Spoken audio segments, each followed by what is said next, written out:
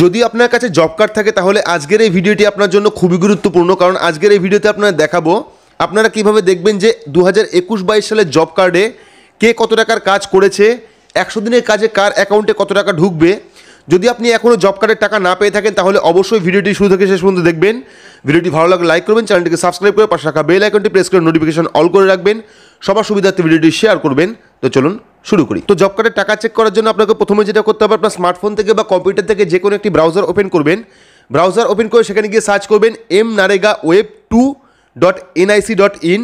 তো এর লিঙ্ক আমি ডেসক্রিপশন বক্সে দিয়ে দেবো, সেখান থেকে কিন্তু যেতে পারবেন। তো mnaregaweb2.nic.in লিখে সার্চ করলে Mahatma Gandhi national rural employment guarantee act 2005 অর্থাৎ ministry of rural development government of ইন্ডিয়ার ওয়েব পেজটা কিন্তু খুলে আসবে, অর্থাৎ জব কার্ডের ওয়েব পেজটা কিন্তু খুলে আসবে।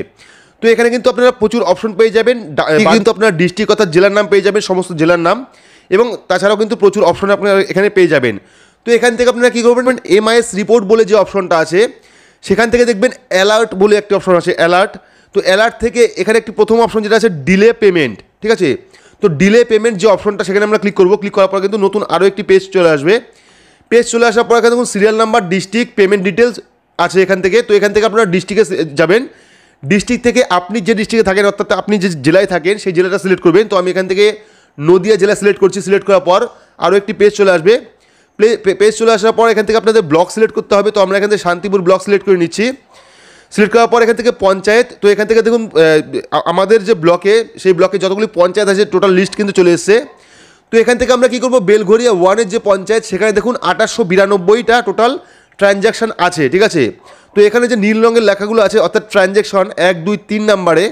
তো এখান থেকে আমরা ট্রানজ্যাকশনে ক্লিক করব, অর্থাৎ বেলঘরিয়া 1-এর ট্রানজ্যাকশনে ক্লিক করার পরে কিন্তু টোটাল লিস্ট চলে আসবে। বেলঘরিয়া 1 পঞ্চায়েতের যতজনের নাম জব কার্ডে আছে তাদের টোটাল নামটা কিন্তু চলে আসবে। তো এখানে কিন্তু প্রচুর নাম আছে, আমি দেখাচ্ছি আপনারা কীভাবে দেখবেন খুব সহজে। তো এখান থেকে আমরা প্রথমে দেখে নিই যে এখানে কী কী আছে। তো এখানে দেখতে পাচ্ছেন এখানে প্রথমে আছে সিরিয়াল নাম্বার, তারপর আছে রেজিস্ট্রেশন নাম্বার, তারপর আছে অ্যাপ্লিকেন্ট নং, তারপরে applicant name, head of house hold, master roll number, amount এবং নাম্বার অফ ডে ওয়ার্ক অর্থাৎ কতদিন কাজ করেছেন। তো প্রথমে দেখুন সিরিয়াল নাম্বার 1 চলে এসেছে। এখানে সিরিয়াল নাম্বার 1-এ রেজিস্ট্রেশন নাম্বার দেওয়া আছে, অর্থাৎ জব কার্ডের রেজিস্ট্রেশন নাম্বার দেওয়া আছে, অ্যাপ্লিকেশন নাম্বার দেওয়া আছে, এখানে অ্যাপ্লিকেন্ট নেম দেওয়া আছে, এখানে হাউস অফ হেড অর্থাৎ নাম দেওয়া আছে, এখানে মাস্টার রোল নাম্বার দেওয়া আছে, এখানে অর্থাৎ মাস্টার রোলের যে নাম্বারটা হয় সেই নাম্বারটা দেওয়া আছে এখানে, এবং অ্যামাউন্ট। তো এখানে দেখুন যে প্রথম ব্যক্তি তিনি কিন্তু পাচ্ছেন এবার 1278 টাকা, ঠিক আছে। তারপর যে দ্বিতীয় ব্যক্তি অর্থাৎ গণেশ সরকার যিনি আছেন তিনি কিন্তু পাচ্ছেন 1065 টাকা, এবং এই পাশে কিন্তু আপনারা দেখতে পাচ্ছেন এখানে কিন্তু কতদিন কাজ করেছে সেই দিনটা কিন্তু চলে এসেছে। তো প্রথম ব্যক্তি যিনি আছেন তিনি হয়তো 6 দিন কাজ করেছেন, তারপরে হয়তো 5 দিন 4 দিন এরকম কাজ করেছেন, এবং সে ওই কাজের ধরুন কত টাকা পাচ্ছে সেই অ্যামাউন্টটা কিন্তু চলে এসেছে। এটা কিন্তু ডিলে পেমেন্ট, এখনও পর্যন্ত পেমেন্ট ক্লিয়ার হয়নি, এই টাকাটা কিন্তু তারা পরবর্তীকালে পাবে, ঠিক আছে। এখানে দেখুন 960 টাকা করে প্রচুর আছে, এমনকি 2556 টাকা, আবার 960 টাকা, 980 টাকা, 1278 টাকা, অর্থাৎ যে ব্যক্তি যতদিন কাজ করেছে সেই কাজের অনুসারে সে কত টাকা পাবে সেটা কিন্তু চলে এসছে এখানে। তো এভাবে কিন্তু আপনারা দেখতে পারবেন যে এবারে অর্থাৎ 2021-22 সালের জব কার্ডে কে কত টাকা পাচ্ছে বা কে কতদিন কাজ করেছে। এবার যদি আপনাদের প্রবলেম হয় এত বড় লিস্টে আপনার নাম খুঁজে বের করতে, তো এখানে দেখুন প্রচুর লিস্ট কিন্তু আছে, অর্থাৎ একটা পঞ্চায়েতে যতজন লোক আছে বা যাদের জব কার্ড আছে তাদের পুরো লিস্টটা কিন্তু এখানে আছে।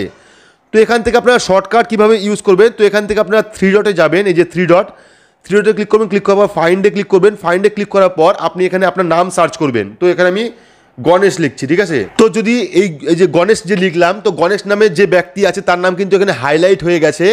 তো এভাবে যদি আপনার নামটা থাকে সেক্ষেত্রে যদি আপনি নাম দিয়ে সার্চ করেন তাহলে কিন্তু আপনার নামটাও হাইলাইট হয়ে যাবে। এটা কিন্তু খুব সহজ পদ্ধতি, অর্থাৎ গণেশ নামে যতগুলি ব্যক্তি থাকবে প্রত্যেকেরই কিন্তু এখানে নামটা হাইলাইট হয়ে যাবে। তো এখানে দেখতে পাচ্ছেন আরও একটি নাম কিন্তু হাইলাইট হয়ে গেছে, অর্থাৎ গণেশ নামে এই লিস্টে যতজন সদস্য আছে প্রত্যেকের নাম কিন্তু হাইলাইট হয়ে যাবে।